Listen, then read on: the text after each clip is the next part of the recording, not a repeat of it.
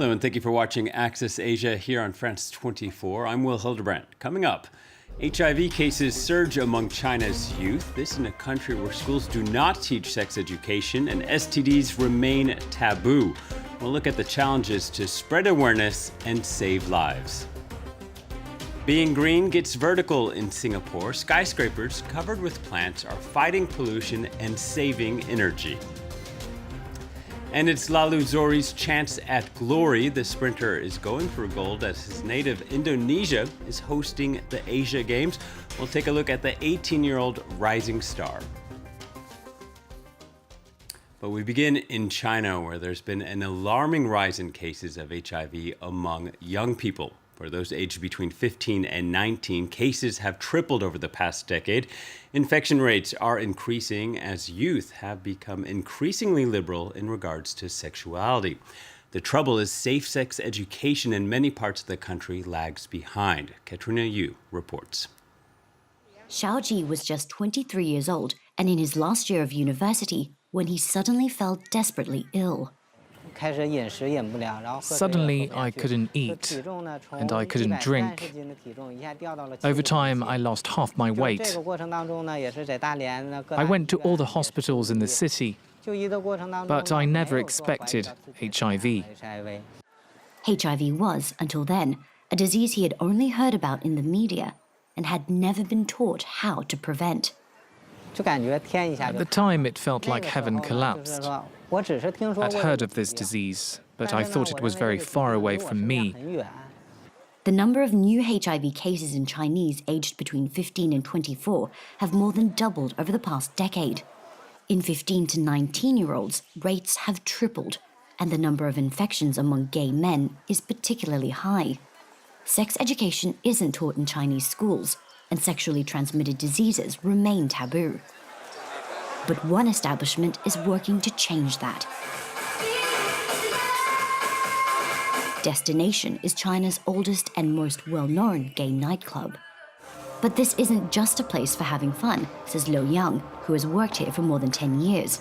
2 floors above the dance floor is an area dedicated to HIV testing. We opened a testing center to promote prevention and treatment of HIV so that gay men pay more attention to safe sex for themselves and people around them. Testing is done discreetly and quickly. Patrons receive results in just 20 minutes. But those diagnosed with HIV face an uphill battle when it comes to finding a job, renting a house, or even maintaining family relationships. A lot of people don't reveal they have HIV, even to family and friends, and we advise them not to. This discrimination gave rise to an unconventional and anonymous way to screen for HIV. Testing kits purchased via vending machines. Selling for about €4, just 10% of what they cost online, they're cheap and efficient. Urine samples are dropped into the machine, and results are posted online after 5 days.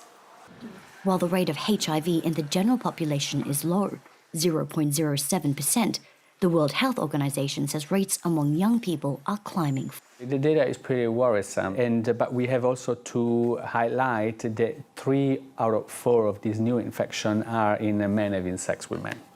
Bringing better sex education to China is the mission of Fang Gang, a professor of Beijing's Forestry University.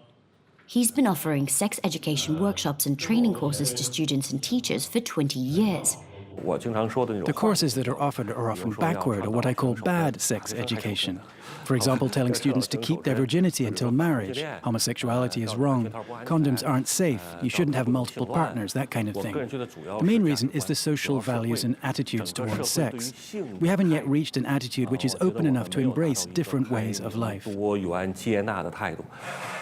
Fang Gang says younger generations are slowly changing China's conservative outlook. But unless there's a shift in attitudes towards both homosexuality and sex education, rates of HIV among young gay men in China will continue to rise.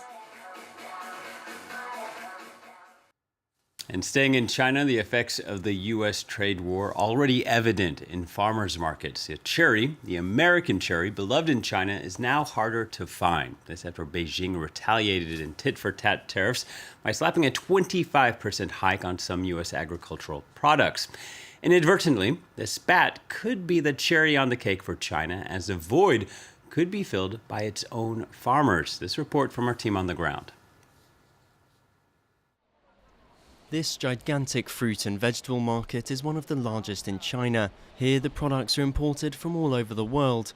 New Zealand apples, Australian oranges and American cherries. Chinese consumers have a taste for them, but these days there are fewer and fewer for sale.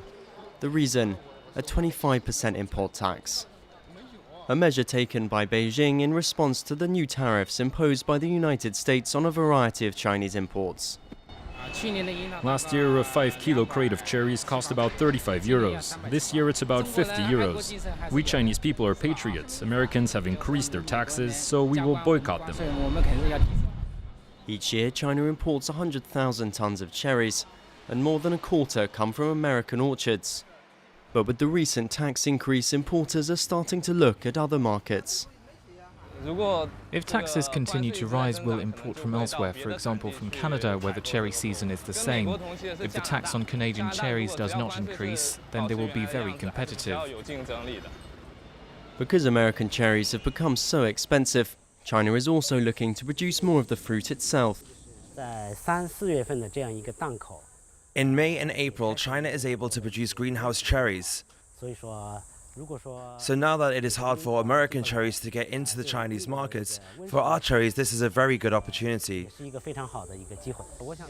Since the new tariffs were introduced, imports of American cherries have dropped by 75%.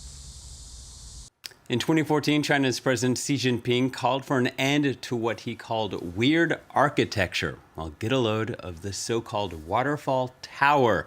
Its owner claims it has the world's largest man-made waterfall at 108 meters, but it's so expensive to run, it's been turned on only 6 times. The building's still under construction, but the water feature has been finished for 2 years. People on social media are calling it a waste of money, but a novel way to clean the windows. Well, from waterfalls on buildings to gardens, Singapore is fighting pollution by growing plants on its skyscrapers. It's not only changing the ecosystem outside, but the atmosphere inside, cooling buildings and lowering energy costs. Shona Bhattacharya has more. In Singapore, the gardens are in the sky. To fight the pollution, trees and plants are being made to grow in the city's skyscrapers. The latest building is 27 stories high. Located in the middle of the business district, it'll soon be covered in greenery. With its aluminum outer structure, the building is home to a vertical forest. It's already earned prizes for innovation and best skyscraper, thanks in part to its architect. We selected more than 21 species of creepers, so mainly based on their adaptability to sun and shade. So over time you see the greenery starts to interact, starts to overlap. Some are faster, some are slower. So effectively they become a living wall.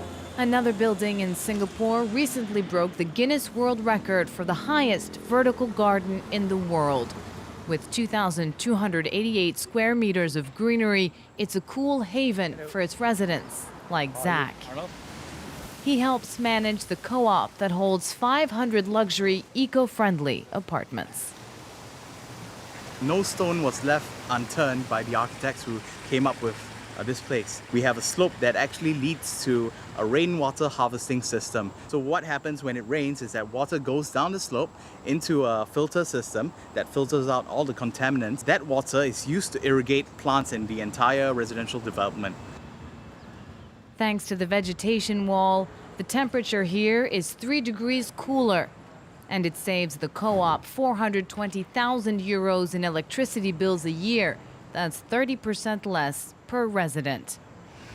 Plants cool the air, capture CO2 and fine particles, and allows biodiversity to flourish once again in this part of the city. That's according to one of the building's 10 full-time gardeners. Sometimes I see the butterfly fly with these vertical gardens and hummingbirds and worms. Everyone I like because this one naturally things. Singapore is one of the most densely populated cities in the world. It's also becoming one of the world's greenest. And turning now to Indonesia, who is hosting the 18th Asian Games later this month. Many hope the event will bring a boost to the country's economy and glory to its athletes. One contestant is attracting particular attention. 18-year-old sprinter Lalu Muhammad Zohri shot to stardom when he won a gold medal at the World Junior Championship a few weeks ago. Yuka Roya takes a closer look. Only a year ago, he could barely afford running shoes. Now, Lalu Muhammad Zohri is a star athlete in Indonesia. I never imagined I would receive an invitation from the government and the president. I feel very proud and I'm thankful. In early July, life took a dramatic turn for the 18-year-old orphan. In just 10.18 seconds, Zohri won gold in the men's 100 meters at the Under-20 World Championships in Finland. He was the first Indonesian to win any medal at these events. We nearly couldn't get the visa to go to Finland because we have to guarantee because his parents are no more. With both his parents deceased, Zohri has been living with his siblings in a small house made of wood and bamboo. Last year, he had to borrow money from one of his sisters to buy his first pair of trainers. He didn't want to receive too much help. He always kept quiet and only told me what he needed after I asked. Indonesia's government has refurbished Zohri's home to reward him for the surprise win. Hopes are high he'll bring another medal home at the Asian Games, but the teenage athlete has modest expectations. I think the games will be tough because I will be going against seniors who are more experienced and can finish the run in under 10 seconds. Whether or not he'll make another upset at the event, Zohri's stunning rise to prominence and humble roots have already inspired other athletes in Indonesia. Well, that's it for this edition. Thanks for watching, and please stay tuned to France 24.